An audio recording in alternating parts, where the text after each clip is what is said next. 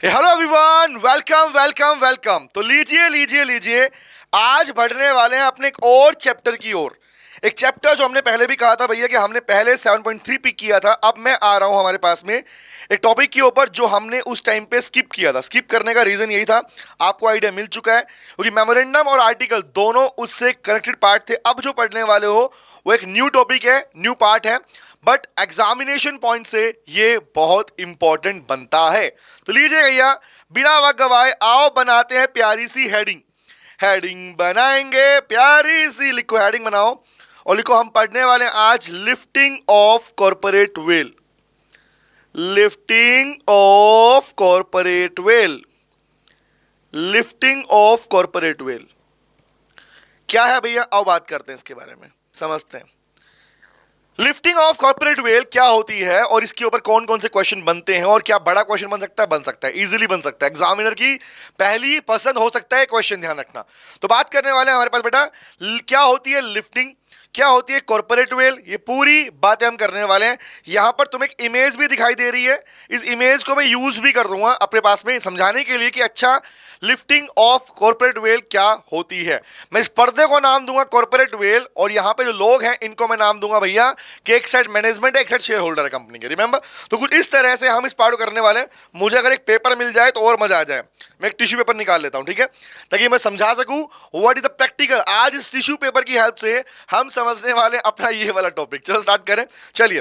तो पहले लिखते हैं इसके बारे में क्या होता है लिफ्ट कॉर्पोरेट वेल और क्या होती है लिफ्टिंग। तो नोट करो मेरे साथ में, लिखते हैं इसके बारे में। तो फर्स्ट लिखते हैं what is the meaning of corporate well. Guys corporate veil कहूं या इसी को बोलते हैं कॉर्पोरेट पर्सनैलिटी, नाम लिख लो पहले इसका। क्या बोलते हैं, कॉर्पोरेट वेल बोलूं या इसी को बोलते हैं corporate personality. Corporate personality sir मतलब बेटा यहाँ पे कॉर्पोरेट मतलब कंपनी से नहीं होता, आप जानते हो ना। कॉर्पोरेट का मतलब होता है structure which is incorporated, remember. और हम कंपनी एक पढ़ रहे, तो हम बात कर रहे हैं कंपनीज के अंदर कंपनी की कॉर्पोरेट पर्सनैलिटी के बारे में। होता क्या है भैया, सुनो बात ध्यान से। सर लिखो इसके बारे में, लिखते हैं। तो कॉर्पोरेट वेल का मतलब क्या होता है, लिखो। Corporate veil refers to a shield, रट्टा मारना मना है भैया, सिखाऊंगा पढ़ना। It refers to a shield, it refers to a shield, ऐसी shield, remember, that provide protection, that provides protection to the members, protection to the members of the company, company के member को जो प्रोटेक्शन प्रोवाइड करती है, किससे लिखो, against the liability of company, against the liability of company. क्या तुम्हें थोड़ा सा हिंट मिला यहां से कि जब मैं बार बार वर्ड यूज कर रहा हूं शील्ड, एक ऐसी शील्ड जो कंपनी के मेंबर्स को कंपनी की लाइबिलिटी से क्या करते हैं, प्रोटेक्ट करते हैं। तुम्हें याद है कोई ऐसा फीचर जहां पर तुमने पढ़ा हो कि हाँ मेंबर्स अलग हैं, कंपनी अलग है, कुछ याद है ऐसा कुछ या भूल गए, बताओ। क्या कोई ऐसा फीचर याद है? हाँ सर याद तो है, कौन सा है? आपने पढ़ा था सेपरेट लीगल एंटिटी, याद आया? पढ़ा था separate legal entity, that feature which provide the protection to the members against the liability of the company. तो क्या मैं इस कॉर्पोरेट पर्सनैलिटी को, क्या मैं इस कॉर्पोरेट वेल को यह भी बोल सकता हूं क्या कि सर वही हमारा सेपरेट लीगल एंटिटी कंसेप्ट, हमारा वही सेपरेट लीगल एंटिटी वाला कंसेप्ट वही कहलाता है कॉर्पोरेट वेल। मतलब that provision is also known as corporate veil या कॉर्पोरेट पर्सनैलिटी, एग्जैक्टली। तो पॉइंट ये आया, वो एक शील्ड थी भैया। आज कहीं ना कहीं मेंबर्स लायबल नहीं होंगे कंपनी की लायबिलिटी के लिए, कंपनी की लायबिलिटी कंपनी की होती है। ये बातें निकल के कहां से आई थी, वो उसी प्रोविजन से निकल के आई थी, पहली बात। दूसरी बात, तो इसका मतलब ये भी तो हुआ कि वो फीचर एक तरह का एक शील्ड है जो कि प्रोटेक्शन दे रहा है। शील्ड समझते हो ना, मतलब शील्ड है जो बचा रहा है, योद्धा नहीं होता। दिखाऊं कैसा, why the word is shield here. Shield का मतलब प्रैक्टिकली क्या होता है, लेट मी शो यू, निकालता हूं पिक्चर। ए शील्ड, रिमेंबर, अगर मैं नॉर्मली शील्ड वर्ड लिखता हूं तो शील्ड वर्ड के सामने मेरे पिक्चर क्या आती है, कुछ इस तरह की इमेज मेरे सामने आती है, कुछ इस तरह की इमेज मेरे सामने आती है जो मैं निकाल के तुम्हें दिखाता हूं, ठीक है, सुनना ध्यान से भाई। देखो ये क्या है, ये एक तरीके से देखो ये इमेज किसको शो करती है। नॉर्मली ये तो वॉर की बात हो गई ना भाई, युद्ध के अंदर जो शील्ड होती थी, रिमेंबर, खुद को बचाने के लिए, खुद को बचाने के लिए, तो डिफरेंट डिफरेंट शील्ड। बट ये हम इसकी फिजिकल शील्ड की बात नहीं कर रहे हैं, हम बात कर रहे हैं एक ऐसी शील्ड की जो दिखाई तो नहीं दे रही, लेकिन हाँ वो है कंपनी के मेंबर्स को बचाने के लिए कंपनी की लायबिलिटी से। एग्जैक्टली तो मीनिंग क्या है? ऑलवेज रिमेंबर, अब भी जब भी ये मीनिंग पूछा जाएगा आपका मीनिंग यही रहेगा, एक ऐसी शील्ड, ऐसा कर्टेन, ऐसी वॉल। यस, आप कोई खाली शील्ड वर्ड के प्लेस पर हम यहां पर यूज करेंगे कर्टेन, रिमेंबर पेपर, तो बात करने वाला उस बात को। बट आप क्या करेंगे? आप याद रखेंगे shield that provide protection to the members against the liability of the company. तो कंपनी की लायबिलिटी से वो जो बचा के रखती है उसे कहते हैं कॉर्पोरेट वेल, नंबर वन। तो what is the meaning of lifting then? तो लिखो लिफ्टिंग का मीनिंग क्या होता है?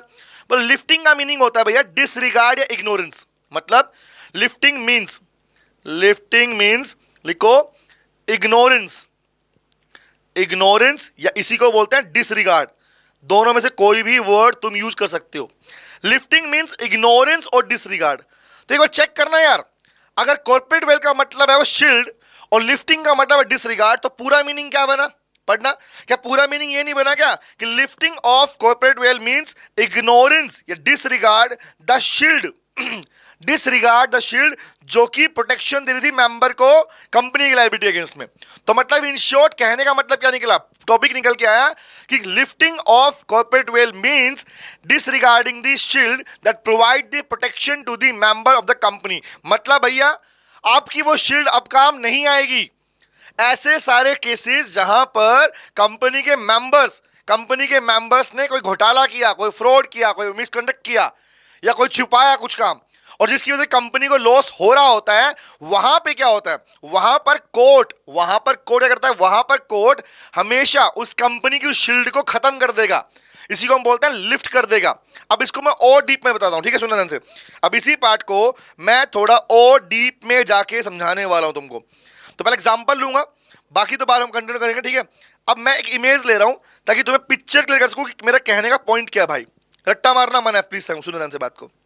अब सुनना, तुमसे बात करता हूं, सुनना, ठीक है गाइस? मैंने एक इमेज ली है ताकि पहले कंसेप्ट माइंड में बैठे, ऐसा नहीं रट्टा मार के पढ़ेंगे, रट्टा कुछ नहीं मारेंगे, ठीक है? मैं कह रहा हूं भैया ये जो पर्दा तुम्हें दिखाई दे रहा है ना, पर्दा ये है, ये मेरा पर्दा है, ठीक है? सुनना ध्यान से बात। अब प्लीज सुनना क्योंकि कुछ लीगल वर्ड्स आएंगे जो आपको सिखाने हैं मुझे, ठीक है? भाई इसलिए एग्जांपल यूज कर रहा हूं। गाइस सोचो हमने कंपनी बनाई, मैंने कंपनी बनाई, मेरी कंपनी में बहुत सारे लोग हैं और तुम उस कंपनी के शेयर होल्डर्स हो। तो मैं बोल रहा हूं भैया ये क्या है मेरे सामने? आप सुनना ध्यान से बात को। लेट्स सपोज, मान लो मैं कौन हूं? मान लो मैं हूं कंपनी, मेरा नाम कंपनी है, समझ लो। माय नेम इज छुई मुई private limited, my name is छुई मुई लिमिटेड, एग्जांपल, ठीक है? मेरा नाम है छुई मुई लिमिटेड और तुम हो मेरी कंपनी के मेंबर्स, तुम इस कंपनी के मेंबर्स हो, ये समझना ध्यान से, ठीक है? अब प्लीज पहले कंसेप्ट समझो, उसके बाद पढ़ेंगे आगे। तो मैं कंपनी हूं और तुम इस कंपनी के मेंबर्स हो। मेंबर्स मतलब you may be share holder, you may be the promoters, तुम मेंबर हो कंपनी का। अब सुनना ध्यान से। अब ये क्या है? ये वो पर्दा है बेटा तुम्हारे मेरे बीच में जो हमको अलग रखता है। मतलब यही है सेपरेट लीगल एंटिटी, यही है सेपरेट लीगल एंटिटी, यही है कॉर्पोरेट पर्सनैलिटी। मतलब जो पहले बोला था कि कंपनी अलग है और मेंबर अलग है, इसका मतलब यही था कि कंपनी की लायबिलिटी कंपनी की एसेट कंपनी की। कंपनी कौन है? Company artificial person. तो क्वेश्चन ये आता है, अब मैं पूछूंगा, समझना ध्यान से, सोचना ध्यान से। कंपनी के मेंबर्स, कंपनी के डायरेक्टर्स तुम लोग हो यहां पे, ठीक है? माय पॉइंट इज कंपनी खुद से काम करती है क्या? नहीं सर। कंपनी को चलाने वाले लोग कौन होते हैं? कंपनी को चलाते हैं बोर्ड ऑफ डायरेक्टर्स। तुम्हारी बात कर रहा हूं, ठीक है? सुनना माय क्वेश्चन, अगर मुझे बताओ कल को कंपनी में, इस कंपनी के अंदर, इस कंपनी में कोई भी फ्रॉड होता है, इस कंपनी में कोई भी घोटाला होता है, स्कैम होता है, फ्रॉड होता है, ये टैक्स की चोरी होती है, तो जवाब दो कि कंपनी ने किया होगा। सोचो, गेस करो, क्या मैंने किया? मतलब कंपनी ने किया था क्या? Answer is no. भाई कंपनी तो आर्टिफिशियल पर्सन है, कंपनी के नाम से चीजें हो सकती हैं बट कंपनी खुद से कुछ कर ही नहीं सकती। समझ में आया?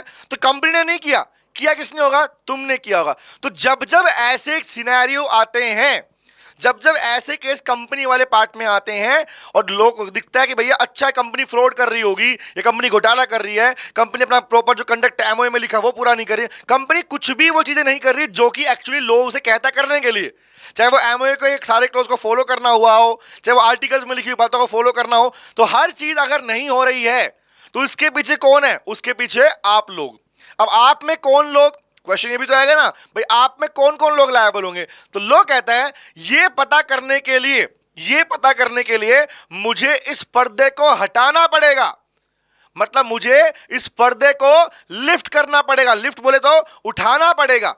तो जैसे ही पर्दा उठेगा, जैसे ही, अभी तक क्या था, अभी तक मैं तुम्हें दिखाई दे रहा हूं, नहीं दिखाई, तुम दिखाई दे रहे हो, नहीं दिखाई, लेकिन जैसे ही पर्दा उठा अब दिख जाएगा भैया इस कंपनी के पीछे कौन लोग थे, इस कंपनी के पीछे कौन लोग थे। तो जो लोग थे उन्हें कोर्ट ऑर्डर पास करके पर्सनल लायबल कर देगा। क्या बोल रहा हूं, कोर्ट कहेगा फ्रॉड इसने नहीं, फ्रॉड इन लोगों ने किया है। तो याद रखना, लिफ्टिंग ऑफ कॉर्पोरेट वेल का मतलब होता है कि उस शील्ड को हटा देना, उस शील्ड को हटा देना, पता करने के लिए कि उस कंपनी के उस मिसकंडक्ट के पीछे, कंपनी के उस फ्रॉड के पीछे, कंपनी के उस इम्प्रॉपर कंडक्ट के पीछे कौन से लोग थे। तो पर्दे को हटाना is called lifting of corporate well, उस शील्ड को हटाना is called lifting of corporate well. तो यहां पर एक वर्ड और सुनने को मिलेगा, मैं वर्ड पियर्सिंग, मतलब हमारे पास वर्ड हो रहेगा, हम बोलेंगे उसको लिफ्टिंग का दूसरा नाम। तो लिफ्टिंग को एक और नाम से बोलते हैं, दैट इज कॉल्ड, लिख लो, piercing of corporate veil, piercing of corporate veil. Sir piercing क्या होती है बेटा, पियर्सिंग का मीनिंग होता है होल करना, छेद कर देना। अब एग्जांपल, ये नॉर्मल वर्ड्स है, खाली कुछ नहीं है। लिफ्टिंग मतलब उठाना, अगर इसको कर्टेन समझ रहा हूं तो बोलूंगा भैया लिफ्ट कर दिया।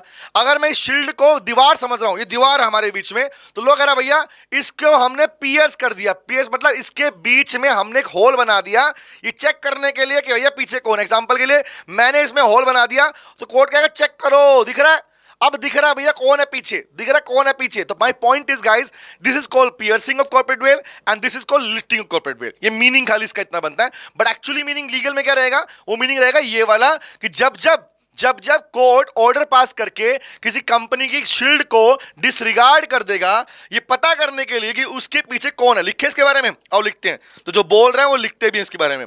तो वर्ड क्या भैया, बोला डिसरिगार्ड या इग्नोरेंस, डिसरिगार्ड या इग्नोरेंस क्या, द शील्ड। क्यों लिखो, टू फाइंड दी, ये पता करने के लिए। लिखो किस लिए कर रहे हो ऐसा, लिखो, नोट करो, टू फाइंड, ये पता करने के लिए, to find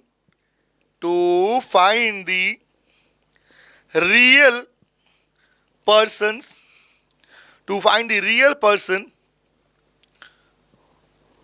person behind the company, behind the corporate veil, company corporate veil, behind, इस शील्ड के पीछे, behind the corporate veil and, इतना काफी है, पता लगाओगे, नो, खाली इसलिए कि हाँ भाई हमने पता लगा लिया हो, मजा आ गया ये लोग थे, नहीं, सिर्फ ढूंढना नहीं है, ढूंढने के बाद क्या करोगे, corporate veil and make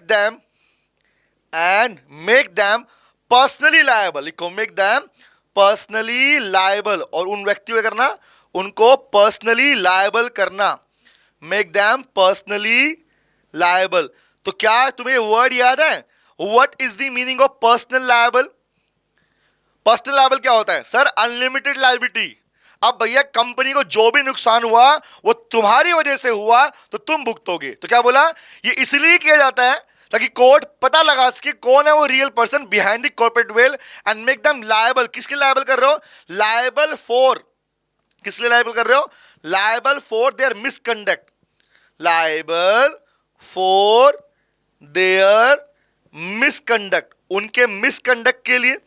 misconduct में सब आ गया, फ्रॉड भी आ गया, इम्प्रॉपर कंडक्ट भी आ गया, सब इसके अंदर आ गया। मिसकंडक्ट का मतलब होता है भैया जो तुम्हें कहा था करने के लिए तुमने वो नहीं किया, उसके अलावा कुछ और किया जिससे कंपनी नुकसान हुआ। For the misconduct and make them liable for the loss accrued to the company, और उन लोगों को लायबल करना, वो भी कौन सा लायबल करना, बोला पर्सनल लायबल करना, उनके द्वारा किए गए काम की वजह से कंपनी को जो लॉस हुआ, उस लॉस की भरपाई करवाने के लिए। तो गाइज ये है लिफ्टिंग ऑफ कॉर्पोरेट वेल। मैं रिपीट कर रहा हूं, हल्का समझ क्लैरिटी मिल जाए।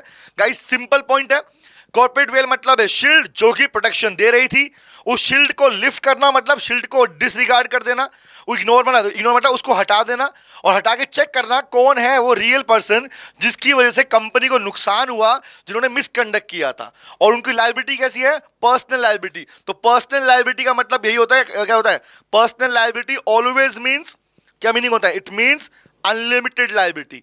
तो मतलब भैया कंपनी लायबल नहीं हो रही है, यहां पे कौन लायबल हो रहा है, यहां पर लायबिलिटी किसकी आ गई? मेंबर्स लायबिलिटी, जो लोग इन्वॉल्व थे, दोज विल बी हेल्ड क्या? Personally liable. तो इसका मतलब क्या है?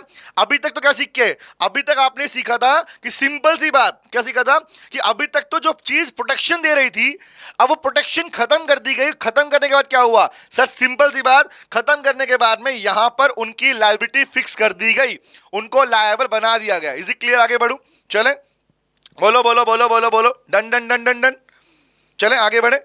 चलो आगे आते हैं, नोट करना, मीनिंग नोट कर लो, ये मीनिंग नोट कर लो। तो अब हम पढ़ने वाले हैं वो सारे केसेस, क्योंकि इसमें जो बड़ा क्वेश्चन आता है वो आता है, पहले लिफ्टिंग का मीनिंग तो लिख के आना तुमको। अब आएगा क्वेश्चन क्या कि लिफ्टिंग के कौन कौन से केसेस हैं भाई, लिफ्टिंग के कौन कौन से केसेस हैं, मतलब कितने पार्ट की, मतलब किन किन कंडीशन के अंदर कोर्ट किसी कंपनी की कॉर्पोरेट वेल को लिफ्ट करता है। एंड हम पढ़ने वाले हैं वो वाले केसेस, और इन केसेस में हम पढ़ेंगे अपने केस स्टडीज, केस लो पढ़ने वाले हैं, क्योंकि इसमें प्रोविजंस बहुत सारे केस लो हम पढ़ने वाले हैं अपने पास में। तो केसेस में दो पार्ट सुनना ध्यान से बात को, यहां तक क्लियर है मीनिंग? आगे बढ़ता हूं। अब सुनना भाई, ये तो हो गया meaning of lifting of corporate well. तो कॉर्पोरेट वेल का मतलब सेपरेट पर्सनैलिटी, लिफ्टिंग का मतलब डिसरिगार्ड करना। क्यों किया? ताकि पता लगा सको कौन से वो लोग थे जिन्होंने मिसकंडक्ट किया और जिसकी वजह से नुकसान हो कंपनी को। तो नुकसान कौन भर रहा है? ये नुकसान कोर्ट ऑर्डर पास करेगा, वो नुकसान कंपनी नहीं भरेगी, वो नुकसान वो लोग अपनी पर्सनल प्रॉपर्टी से भरेंगे। क्योंकि आप जानते हो ना, अनलिमिटेड लायबिलिटी का मतलब क्या होता है? इसी को हम बोलते हैं भैया देयर पर्सनल प्रॉपर्टी। मीनिंग नहीं बदलने वाला, their personal assets, their personal asset, member की personal assets can be use to compensate the loss, compensate the loss of the company. तो कंपनी के उस लॉस को कंपनसेट करने के लिए उनकी पर्सनल प्रॉपर्टी को यूज किया जा सकता है। And this part is known as, इसी को हम बोलते हैं बेटा अनलिमिटेड लायबिलिटी। क्लियर है? आगे बढ़ता हूं। अब बात आती है कि कंपनी में से कौन कौन से केसेस होते हैं जब ये कोर्ट लिफ्ट करता है कॉर्पोरेट वेल को। एक बात तो याद रहेगी, लिफ्टिंग खुद से कोई नहीं कर सकता, लिफ्टिंग हमेशा तभी होती है जब कोर्ट ऑर्डर पास करेगा। यस, ये बात दिमाग में बिठा लो। लिफ्टिंग कौन कर रहा है? लिफ्टिंग कौन करता है भैया? आपने कोई कंडीशन, कोई केस लेके पहुंचे, आपने अगर कंप्लेंट करी, कोर्ट को इंफॉर्मेशन लगी, तो कौन करता है? कौन करता है? कौन करता है लिफ्टिंग? कौन करता है? तो आंसर है भैया हमेशा लिफ्टिंग करता है कोर्ट। कौन करता है? कोर्ट करता है। और आप जानते हो, ये बात समझते भी हो, पता भी आपको ये बात कि हमारे पास में जब जब हम नॉर्मली कोर्ट वर्ड यूज करते हैं, तो कोर्ट बोलूं या बोलूं ट्रिब्यूनल, रिमेंबर कोर्ट कहना या मैं यूज करूं ट्रिब्यूनल, ट्रिब्यूनल इसका मतलब सेम होता है। कोर्ट बोलूं, ट्रिब्यूनल बोलूं या बोलूं एनसीएलटी, याद है ना? क्योंकि याद है कोर्ट का मीनिंग ट्रिब्यूनल। ट्रिब्यूनल कौन होता है? मेनली फर्स्ट कौन होता है? NCLT, national community law tribunal. तो वो एक्शन लेता है और वो ये ऑर्डर पास कर देता है। Is it clear guys? But हम जहां जहां कोर्ट वर्ड यूज करेंगे वहां पे क्लैरिटी आपको रहनी चाहिए। आगे बढ़ता हूं, ठीक है, आगे आता है। अब बता दीजिए कि कौन कौन से केसेस जहां पर ये लिफ्ट और ये कॉर्पोरेट वेल लिफ्ट होती है। तो पहले दिखाता हूं मीनिंग क्या है। हमने क्या पढ़ लिया? हमने बात कर ली कि भैया व्हाट इज दी, ये तो मीनिंग क्या है? जो ऊपर पार्ट लिखा हुआ ना, ये वाला पार्ट दिख रहा है, ये वाला पार्ट, ये कुछ नहीं है, ये वो है बेटा जो ऑलरेडी हम अपने फीचर्स ऑफ कंपनी पढ़ के आए। याद है जो हमने फीचर्स कंपनी पढ़े थे, और जहां पे पढ़ा था ना हमने, कौन सा, जहां हम पढ़ के आए थे अपने पास, कौन सा? सेपरेट लीगल एंटिटी वाला पार्ट। याद है? सेपरेट कॉर्पोरेट पर्सनैलिटी को ही बोलते हैं सेपरेट लीगल एंटिटी। मतलब this word is the meaning of corporate well. जो फीचर पढ़ के आया था ना, मेंबर्स अलग होते हैं, लाइक कंपनी अलग होती है, कंपनी आर्टिफिशियल पर्सन, वो सब लिखा हुआ है। मीनिंग मेनली कहां पे? मीनिंग है मेनली यहां पर। तो दिस पार्ट इज लिख लो, very very very very very very very very very very very important. तो फर्स्ट जो हमने लिखा है वो यहां पे मेंशन है बेटा कि बताइए सर मीनिंग क्या होता है? Meaning is disregarding the corporate well. किस लिए? चेक करने के लिए किसके बाद कंट्रोल में थी, उनकी लायबिलिटी करना। कौन सी लायबिलिटी है सर? कॉर्पोरेट वेल लिफ्ट करके चेक करना और उनको क्या करना? पर्सनल लायबल करना उनके फ्रॉड के लिए। This is the meaning of lifting of corporate well. अब आता हूं मैं उस पार्ट के ऊपर जो है हमारे पास में कौन कौन से सर्कमस्टेंस केसेस है जहां पर कॉर्पोरेट वेल लिफ्ट होती है। अब सुनो बात ध्यान से, तुम्हारे सिलेबस में क्या है और तुम्हें क्या पढ़ना है, ठीक है? मैं उन दोनों बातों को बता रहा हूं कि क्या एक्चुअली होता है और क्या तुम्हें ओनली पढ़ना है, ठीक है? अब सुनो, कॉर्पोरेट वेल तो भैया लिफ्ट करने के तरीके दो पार्ट में है। पहला वर्ड तो है केसेस, मोन से एक बोलते हैं हमारे पास में, बोलते हैं बेटा statutory provision. Number one is called statutory provision, मतलब एक्ट में लिखे हुए प्रोविजन। मतलब इट मींस दैट, इसका मतलब क्या है? इसका एक्ट में जो प्रोविजंस लिखे हैं उस वाले। दूसरे हैं बेटा जुडिशियल प्रोविजन, जुडिशियल बोलते हैं कोर्ट को, तो कोर्ट मतलब जहां पर आप पढ़ते हो, जुडिशियल मतलब कोर्ट को बोलते हैं। तो के द्वारा जो प्रोविजन दिए गए, दोनों में फर्क क्या होता है सुनो ध्यान से। जब आप पढ़ते हो स्टैट्यूटरी प्रोविजन और जुडिशियल प्रोविजन, इसका मीनिंग क्या होता है बेटा, सुनो ध्यान से। स्टैट्यूटरी बोलते हैं एक्ट में लिखी हुई बातों का वायलेशन हुआ। अगर एक्ट में जितने सारे प्रोविजन कंपनी के लिए लिखे हुए हैं, अगर उन प्रोविजन का वायलेशन हुआ, उन प्रोविजन का वायलेशन कंपनी ने किया, अगर तब लिफ्टिंग होती है तो उसे बोलते हैं lifting of corporate veil by statutory provision, number 1। Number 2, अगर देश में जो केसेस हुए हैं, मतलब भाई सोचो कोर्ट में लोग पहुंचे कंपनी वाले केस, तो ऐसे बहुत सारे केस हो चुके हैं पहले जो कंपनी और कंपनी के मेंबर्स ने जो घोटाले किए उसके पीछे गए थे। एग्जांपल हो ना, हमारे देश में इतने स्कैम हो चुके हैं, याद है Satyam scam and all, remember 2G 3G वाला स्कैम हुआ, रिमेंबर जो स्कैम्स होते हैं, नीरव मोदी वाला स्कैम, तो स्कैम्स तो बहुत सारे होते हैं। तो वो स्कैम की केस कहां पहुंचे? कोर्ट में पहुंचे। अब कोर्ट में जब केस पहुंचे होंगे तो कोर्ट ने उन केसेस पे क्या जजमेंट्स दिए, मतलब इन शॉर्ट कोर्ट ने उन केसेस पर क्या जजमेंट पास किया, तो भैया उस जजमेंट के आधार पर जो प्रोविजन बने एक वो वाले होते हैं। तो दो पार्ट कौन से हैं? हम पढ़ने वाले हैं दो पार्ट, लेकिन आपके सिलेबस में ओनली जुडिशियल पार्ट है। लिसन टू मी गाइस, बता रहा हूं आपको मैं, ठीक है? तो दो होते हैं, बट मैं मीनिंग दोनों को बताऊंगा। अब वो आका की याद रही, नहीं कि हमें पढ़ाया नहीं, हमें पता नहीं था सर, ठीक है? एक नॉलेज के लिए कौन सा बोल रहा हूं, फर्स्ट इज कॉल केसेस कौन से हैं, तो केसेस अंडर लिखो एक्सप्रेस जुडिशियल, एक्सप्रेस बोलता एक्सप्रेस मतलब लिख कर या बोलकर बताया हुआ, express statutory provision, statutory provision, express statute में लिखे हुए प्रोविजंस, मतलब इन शॉर्ट अगर किसी कंपनी ने और कंपनी के मेंबर्स ने एक्ट में लिखे हुए प्रोविजन का वायलेशन किया तो भी कोर्ट कॉर्पोरेट वेल लिफ्ट कर सकता है। सर एग्जांपल देके बताओ ना, आइडिया है हमको, सुनो ध्यान से बात को। अब ये बात सुनना, खाली सुन लो ध्यान से। एग्जांपल के लिए मुझे बताओ, सोचो ध्यान से। आपने पढ़ा है कि भैया प्राइवेट कंपनी के अंदर, प्राइवेट कंपनी में मिनिमम 2 मेंबर होने चाहिए, हाँ या ना? पढ़ा है नहीं पढ़ा? पढ़ा है सर। अगर कोई कंपनी 1% कंपनी नहीं है तो प्राइवेट कंपनी अगर है तो उसके अंदर मिनिमम 2 मेंबर्स होने चाहिए। सेम आपने पढ़ा पब्लिक कंपनी में मिनिमम 7 मेंबर्स होने चाहिए। माय क्वेश्चन इज, ये कहां लिखा है भाई कि 2 मेंबर होने चाहिए, मिनिमम 7 पब्लिक में होने चाहिए? कहां लिखा है? डायरेक्टर कितने होने चाहिए? कहां लिखा है? सर ये लिखा है हमारे कंपनीज एक्ट के अंदर। मतलब इन शॉर्ट आप ये कहना चाह रहे हो ये लिखा है हमारे एक्ट के प्रोविजंस में, हाँ है ना? आप कह रहे हो ये लिखा है हमारे एक्ट के प्रोविजंस में लिखा हुआ है। तो क्वेश्चन इज, अगर मान लो किसी पब्लिक कंपनी में पहले 7 मेंबर थे, अब 4 मेंबर गायब हो गए और बचे हैं भैया 3 मेंबर, मिनिमम 3 मेंबर है कंपनी में, पब्लिक कंपनी में, और फिर भी वो कंपनी चल रही है, फिर भी वो लोग 3 मेंबर कंपनी को चला रहे हैं बिना किसी को इन्फॉर्म किए, number 1। Number 2, private company minimum 2 member होने चाहिए, और 2 से हो गया 1, और अकेला व्यक्ति वो प्राइवेट कंपनी रन कर रहा है जबकि वो कंपनी 1% कंपनी भी नहीं थी। जवाब दो, क्या मैं ये बोलूंगा नहीं बोलूंगा it is the violation of the statutory provisions, हाँ या ना? Obvious yes sir.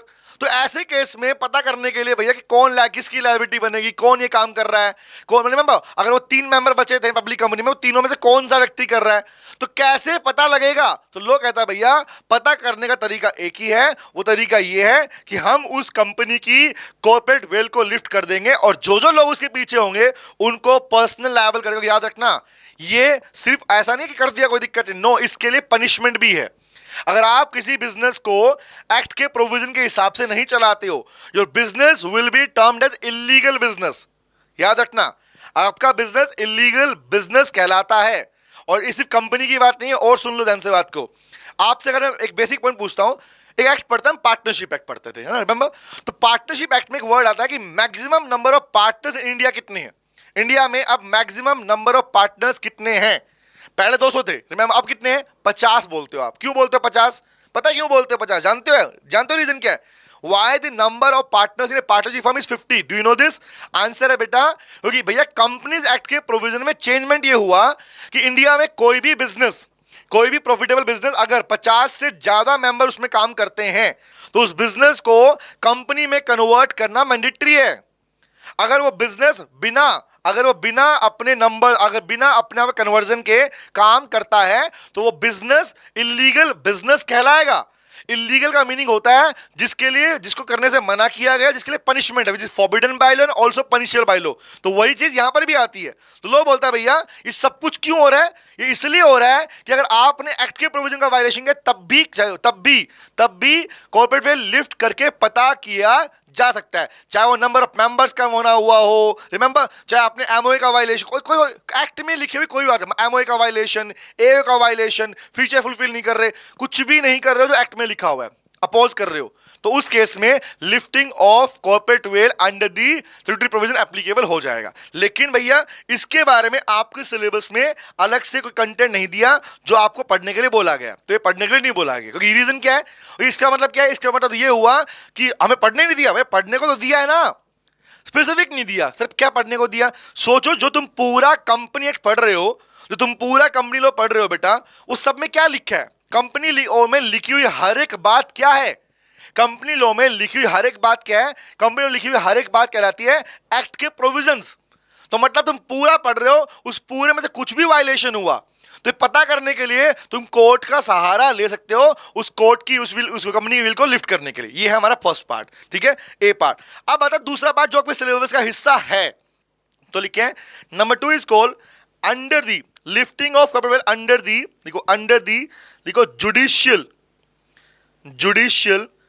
लिखो प्रेसिडेंट्स, प्रेसिडेंट मतलब प्रेसिडेंट्स, ये क्या होता है सर, ये बोलते हैं बेटा केसेस, ये क्या है हमारे पास में केस लॉज, मतलब कोर्ट के द्वारा, जुडिशियल मतलब कोर्ट को बोलते हैं, कोर्ट के द्वारा कोर्ट में अभी तक जो केसेस गए हैं, कोर्ट में जो केसेस, जुडिशियल बोलते हैं, जुडिशियल मतलब जुडिशरी मतलब court, remember the word judicial is from the word judiciary, बोलते हैं जुडिशरी मतलब होता है कोर्ट।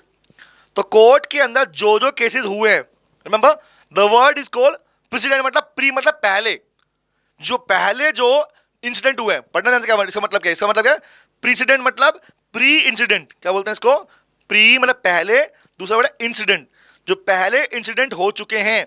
तो क्या लगता है भैया कोर्ट में क्या इंसिडेंट होते होंगे, केस होते हैं भाई, जो कोर्ट में केसेस पहुंचे हैं, उन केसेस के आधार पर आपको पढ़ना है कि भैया बताइए कौन से वाले केस में कॉर्पोरेट वेल्थ लिफ्ट की गई, तो हम वो पढ़ने वाले हैं। और ये आपको याद भी रखना कि यस इन सारे केसेस के आधार पर अगर कोई भी सिमिलर केस फ्यूचर में भी आता है, आज भी आता है, तो भी कोर्ट इन्हीं केसेस को इन्हीं केस को रेफरेंस मान के जजमेंट सुनाएगा। एक बात और सीख लो नालायको, लॉ सिर्फ इसलिए नहीं पढ़ रहे एग्जाम में आने वाला है, लो तुम इसलिए पढ़ रहे हो कल को मान लो कोई सिमिलर केस तुम्हारे सामने आया, तुम्हारे क्लाइंट का केस ही आ गया एग्जांपल के लिए, तुम्हारी जो क्लाइंट कंपनी है उसने भी कोई ऐसा काम कर दिया वो तुम्हारे पास में कि क्या करें, तो तुम बताओगे भैया कि तुमने अगर इनमें से कोई केस में अप्लाई किया तो यस कोर्ट ऑर्डर पास कर सकता है, तुम उसे बता सकते हो कि क्या होगा। यस लो तुम्हें सिर्फ ये नहीं था क्या लिखा है, लो तुम्हें ये बता रहा क्या हो सकता है वो भी पता तुमको, क्योंकि याद है कोई भी कोर्ट का जज अपने अकॉर्डिंग जजमेंट पास नहीं करता, उसके पास में रेफरेंसेस होते हैं केसेस के, समझ रहे हो, इसलिए तुम लो को डीप में पढ़ते हो, समझ के पढ़ते हो, इसलिए लो को समझ नहीं पढ़ना होता। ठीक है आप पढ़े, डन है गाइस, तो मीनिंग क्लियर हो गया इसका, आगे बढ़ूं, नोट कर लो इसको।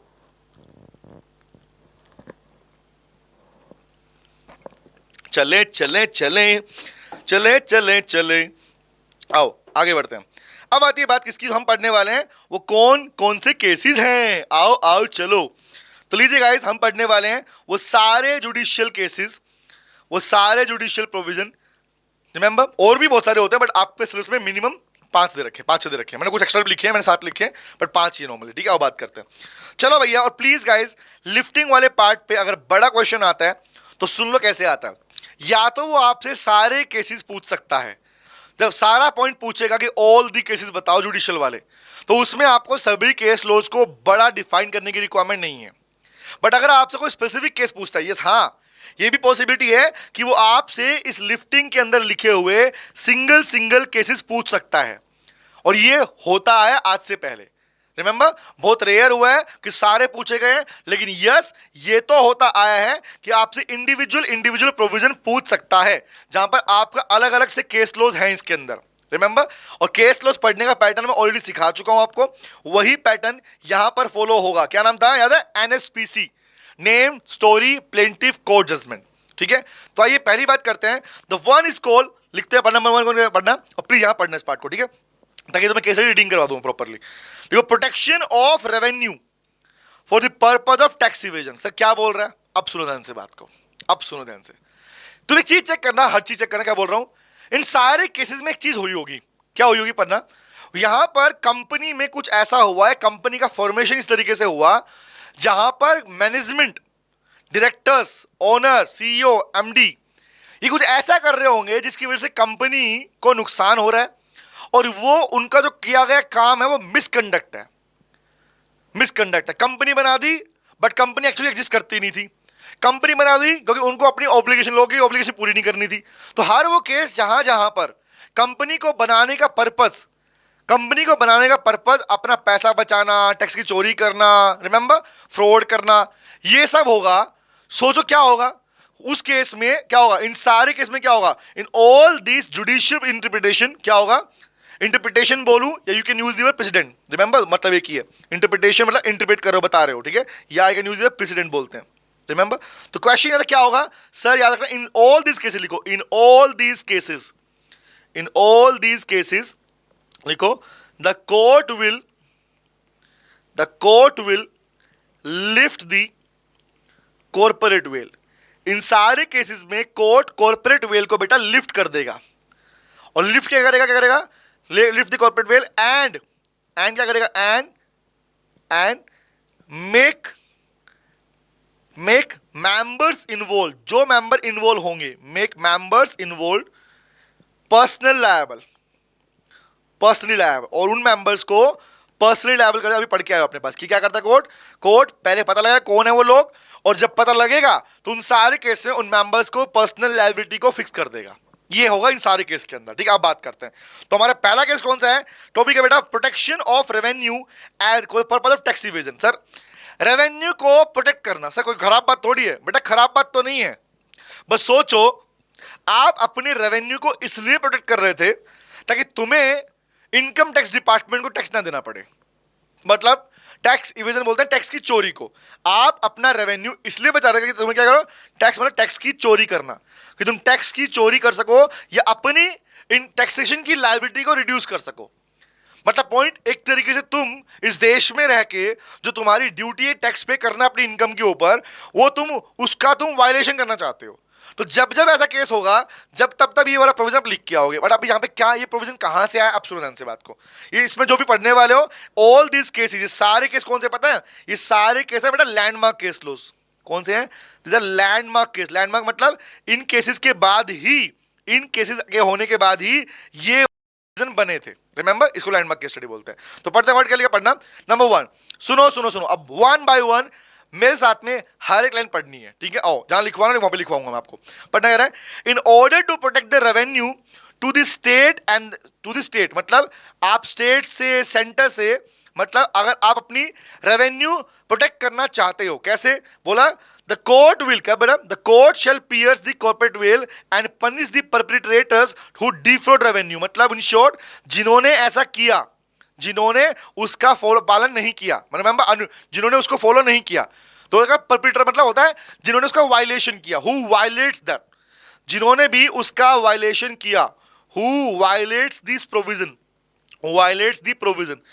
भैया देश में हो तो इनकम पे टैक्स लगने की चोरी आप कर रहे हो, उसे बताने की कोशिश कर रहे हो, तो उस केस के अंदर कोर्ट आपकी कंपनी की क्या करेगा, कॉर्पोरेट वेल को लिफ्ट कर देगा। समझ में नहीं आया ना, अब समझ में आएगा कैसे आएगा। देखो लिसन टू मी, ये समझ में तब आएगा जब तुम ये वाला केस पढ़ लोगे, ये वाला केस पढ़ लोगे, क्योंकि इन्हीं केसेस के बाद प्रोविजन बने हैं।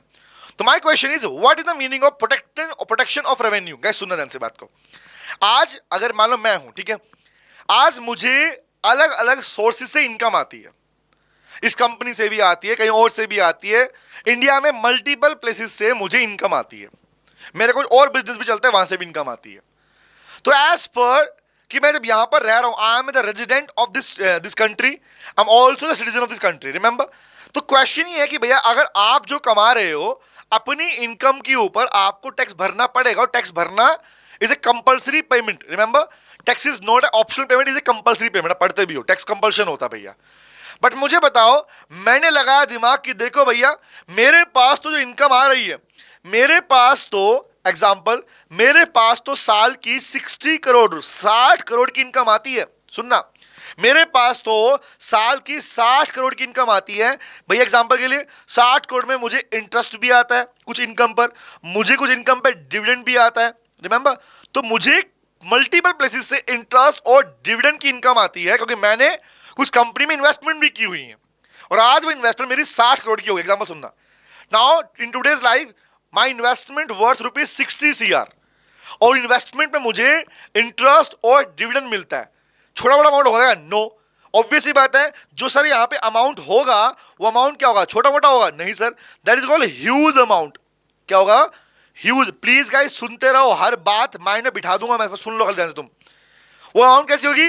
ऑब्वियस सर, वो इनकम अमाउंट बड़ी होगी। जब वो अमाउंट बड़ी होगी तो क्या होगा? उस पर टैक्स भी कैसा बनेगा? सर टैक्स भी बड़ा होगा। तो जब टैक्स ज्यादा होगा इसे बोलते हैं सुपर टैक्स। क्या बोलते हैं? Super tax. जब टैक्स ज्यादा होगा तो मतलब आपकी टैक्स की लायबिलिटी भी ज्यादा होगी। भाई 60 करोड़ की इनकम है तो ज्यादा नहीं तो 10-12 करोड़ तो देने पड़ेंगे मेरे को अप्रोक्सीमेटली, रिमेंबर। तो माय क्वेश्चन इज, मैं उस पैसे को बचाने के लिए कि वो टैक्स ना देना पड़े मेरे को, मैंने क्या दिमाग लगाया? मैं दिमाग लगा रहा हूं कि काम करता हूं, ये जो डिविडेंड इंटरेस्ट की इनकम आ रही है ना, मैं इस पैसे को एक काम करता हूं, मैं बेटा अलग अलग, सुनना, मैं कुछ 4 कंपनी खोल लूं क्या? मैं तुम्हारे नाम से 4 कंपनी खोल लूं। मान लो मैं खोलता हूं Radha Kumari private limited, remember, Yash Chandiwal private limited, Harshgarh private limited, remember, खोल दूं ऐसे करके। तो ऐसे करके अगर मान लो मैं अपनी 4 कंपनी खोलता हूं, 3 हो गए और एक खोलता हूं छुई मुई प्राइवेट लिमिटेड। मैंने 4 कंपनी खोल ली, सुनना सुनना क्या बोल रहा हूं, मैंने 4 कंपनी खोली और अपने उन पैसे को इन कंपनी में डाल दिया। कंपनी खोली और अपने उस पैसे को इन कंपनी में इन्वेस्टमेंट कर दिया। क्या कर दिया? भाई कंपनी बनाने में खर्चा लग गया मेरा, रिमेंबर, कंपनी के अंदर लोग काम कर रहे हैं, सैलरीज आ रही है, इन्वेस्टमेंट कर, तो मैंने उस पैसे को इन कंपनी में डाल दिया। और आप जानते हो अगर आपका पैसा खर्चे के रूप में काउंट हो रहा है, रिमेंबर, तो आप जानते हो एक्सपेंसेस दिखेंगे। अब ऑब्वियस समझना, मैंने पैसा डाला लेकिन जबकि कंपनी एक्चुअली कोई काम नहीं कर रही थी, ये मुझे पता है, किसी को नहीं पता है, मुझे पता खाली। मैंने 4 कंपनी बनाई और चारों कंपनी में अपनी वो मोटी खासी इनकम मैंने इन चारों कंपनी में बेटा इन्वेस्ट कर दी। और क्या दिमाग लगाया? इन कंपनी में बस पैसा कहां गया? प्रैक्टिकली कुछ नहीं हो ना, प्रैक्टिकल कंपनी खोली, ये कंपनी थी only on papers, only on papers. सिर्फ कंपनी बनाई और बस पेपर पे दिखाई। और क्या किया फिर? उन कंपनी में जो पैसा था ना उसको दिखाया कि अच्छा ये पैसा तो तुम्हारे नितिन सर के पास में क्या हुआ, ये पैसा तो तुम्हारे पास मेरे पास में घूम फिर के कहां पे आ गया? लोन के रूप में आ गया कि जी मैंने तो कंपनियों से लोन लिया है जी, रिमेंबर। लोन भी कैसा कि भैया मैं कोई काम करता हूं, कंपनी को सर्विस देता हूं, इसलिए पैसा मेरे पास में आ गया, इसे बोलता है प्रिटेंडेड लोन। तो क्वेश्चन इज, घूम फिर के पैसा मेरे पास ही आ गया। सुनना क्या बोल रहा हूं, एक तरह से तो मैंने अपना खर्चा दिखा दिया, तो खर्चा दिखाया तो भैया मैं टैक्स नहीं भरूंगा, और वही पैसा घूम कर मेरे पास में आ गया। चाहे मैं बोला सप्लायर था, मैं कंपनी का एग्जांपल के लिए सामान बेचता हूं जिसको, ऑन पेपर चल रहा सब कुछ, और पैसा घूम कर मेरे पास में आ गया। तो लोग कहता है भैया अब बताओ ना, सोचो ये जो मैंने कारनामा खेला यहां पर, क्या इसे कोई पकड़ सकता है क्या? बताना, कैसे पता कि ये मैंने किया है? कैसे पता कि 4 कंपनियां फेक कंपनीज हैं? कैसे पता कि वो पैसा जो मेरे पास में आया वो तो मैंने जानबूझकर किया ताकि टैक्स लायबिलिटी बचा सकूं? कैसे पता? किसी को कैसे पता चलेगा? तो लोग कहता है यही पता करने के लिए हम उन चारों कंपनी की जो उसने बनाई है, जो कह रहा कि भैया पैसा मेरे पास तो नहीं है, मैंने तो पैसा लगा दिया, और ये होता है, जाना चाहिए, प्रैक्टिकली भी होता है। तो ये यहां पर जब शक होगा, जब यहां पर टैक्स डिपार्टमेंट को शक होगा कि यार ये कुछ तो गड़बड़ी कर रहा है, जो टैक्स इसको 10-12 करोड़ हमें देना था इसने हमें नहीं दिया, ये क्या कर रहा है? ये चेक करेगा, पूछेगा भाई कहां है, तो ये बोलेगा नहीं जी मेरे तो कंपनी में लग गया पैसा, रिमेंबर।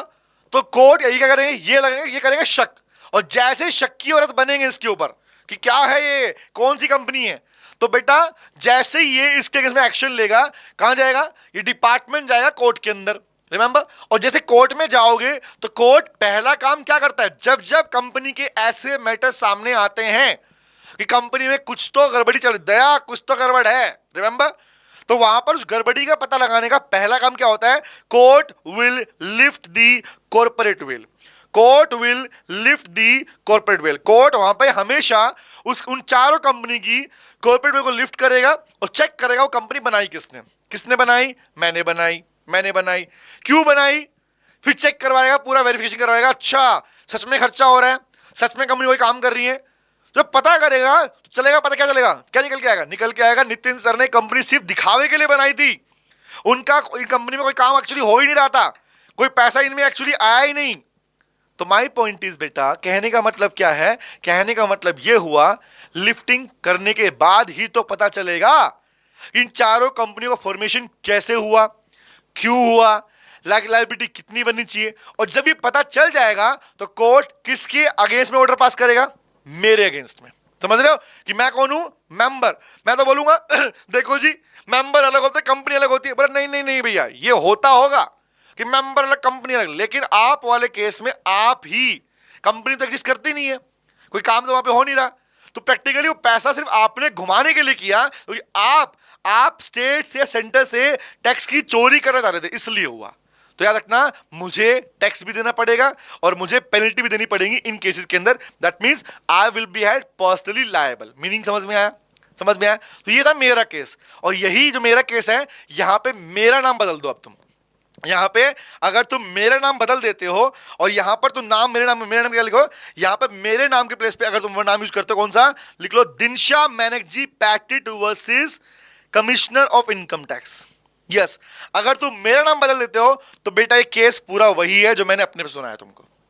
समझ में आया?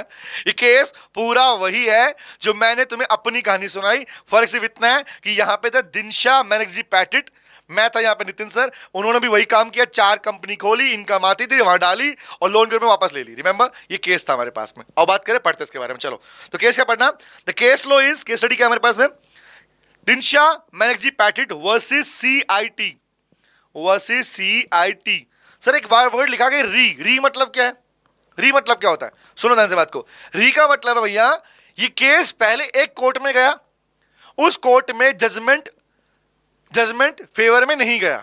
मतलब इन शॉर्ट, पहले केस में कोर्ट में गया, वहां जजमेंट नहीं गया, वहां पे बेनिफिट नहीं मिला, तो आपने अपील करी, फिर दोबारा से आपने दोबारा केस खुलवाया। Remember, that is called reward, उसके लिए आता प्रॉपर्ली। ठीक है, अब आगे बढ़ते हैं, सुनना। तो पढ़े कहानी, पैटर्न इज सेम, हम वही पैटर्न फॉलो करें। कौन सा हमारे पास में? NSPC, name, story, plaintiff and सीज कॉल कोर्ट जजमेंट। तो नेम, स्टोरी, प्लेंटिव एंड सीज कॉल कोर्ट का जजमेंट। तो भैया 4 ही पैटर्न सीख के हैं और वही चारों हम हर एक केस में यूज करने वाले हैं, और ये पैटर्न आपको सिखा चुका। एनएसपीसी बोलता हूं इसको मैं। तो पहले नाम याद रखो, नाम क्या है? नाम है दिनशा मैनेकजी पैटिट वर्सेस सीआईटी, मतलब commissioner of income tax, case of 1927। ठीक है, अब बात करता हूं स्टोरी के बारे में। तो स्टोरी तो हालांकि आपको आइडिया मिल चुका होगा, बट इस दिनशा के नाम की कहानी सुन लो, कहानी में क्या है सुनो ध्यान से, पढ़ते हैं। चलो चलो चलो चलो चलो, पहली बात सुनना, सुनो।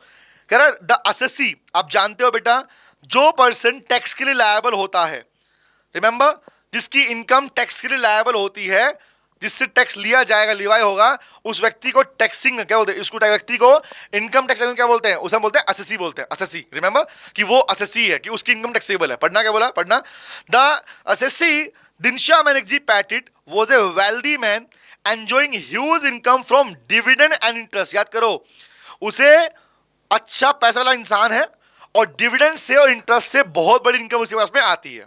और आप जानते हो डिविडेंड और इंटरेस्ट की जो इनकम होती है वो आपकी इनकम का पार्ट कहलाती है, और आपकी इनकम का पार्ट है, इसलिए उस इनकम पर भी टैक्स देना पड़ता है। आगे बढ़ना क्या हुआ? अब बोला ही फॉर्म्ड 4 प्राइवेट कंपनी, उसने 4 प्राइवेट कंपनी खोली। जैसे मैंने खोली तो मैंने खोली थी राधा प्राइवेट लिमिटेड खोली मैंने, यश खोली, हर्ष खोला ना। इसने भी 4 प्राइवेट कंपनी खोली and agreed with each company to hold a block of investment as an agent for it. और उन कंपनी के साथ में एक अग्रीमेंट बनाया कि देखो मैं तुम्हारी कंपनी में पैसा डाल रहा हूं, और ये पैसा उसने उनके साथ में अग्रीमेंट के साथ में दिखाया। सब कुछ ऑन पेपर चल रहा है, क्योंकि याद रखना कोर्ट क्या मांगता है? कोर्ट मांगता है पेपर।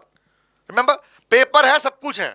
तो क्या बोला भैया, उसने अग्रीमेंट दिखा रखा था कि ये इन कंपनी में उसने पैसा इन्वेस्ट कर दिया। कौन सा? अपना डिविडेंड और इंटरेस्ट का पैसा उसने यहां पे डाल दिया। आगे बढ़ना, आगे क्या हुआ?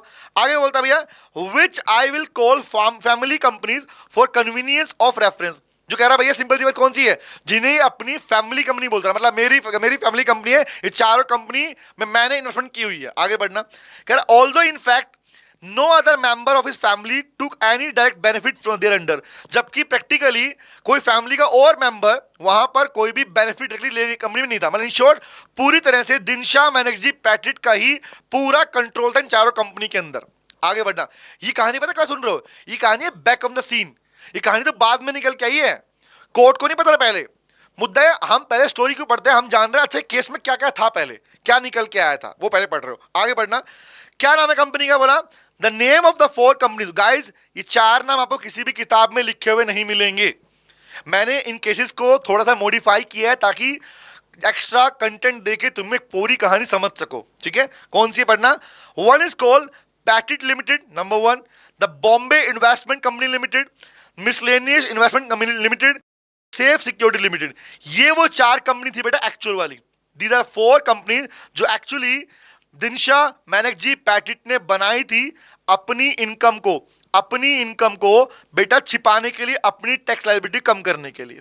रिमेंबर, आगे बढ़ना।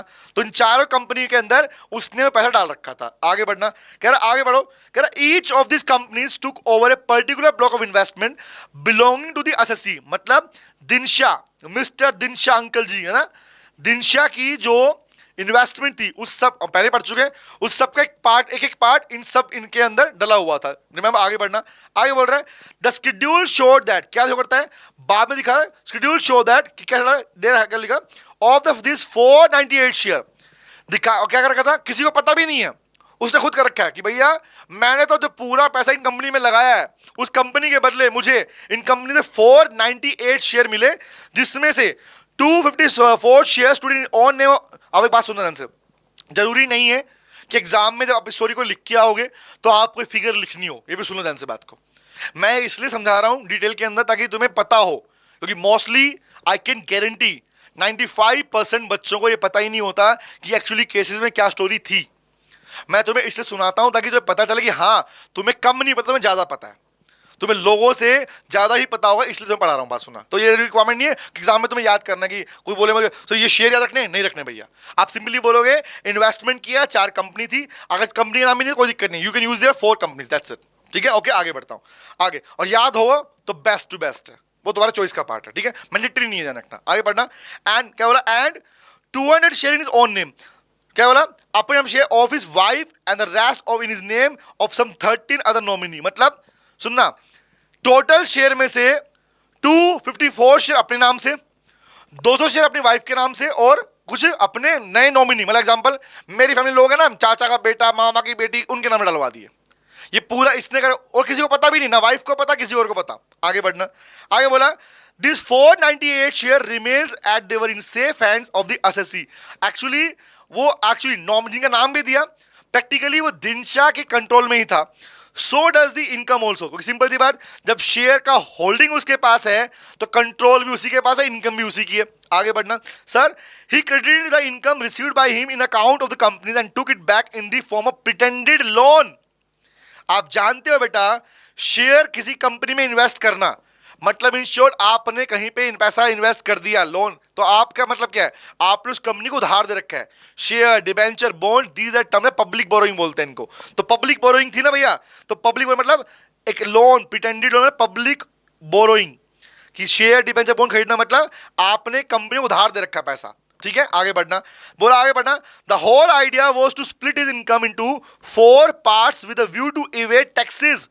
टैक्स की चोरी करना। एक्चुअली क्या था पर्पस था इन कंपनी में पैसा डाल के अपनी टैक्स की चोरी करना, टैक्स की पेमेंट ना करना। अब सोचो ध्यान से, यहां पे किसका दिमाग खराब होगा, यहां दिमाग खराब होगा टैक्स डिपार्टमेंट का, कि आज किसी व्यक्ति, आज तुम जानते भी हो ना हमारे देश में कितने लोग टैक्सेबल, कितने लोग एसएससी हैं, रिमेंबर, और कितने लोग टैक्स पे करते हैं। अगर मैं एक फिगर भी निकालना चाहूं कि भैया हमारे देश के अंदर एग्जांपल बात करें तो डीप पे समझेंगे पॉइंट को।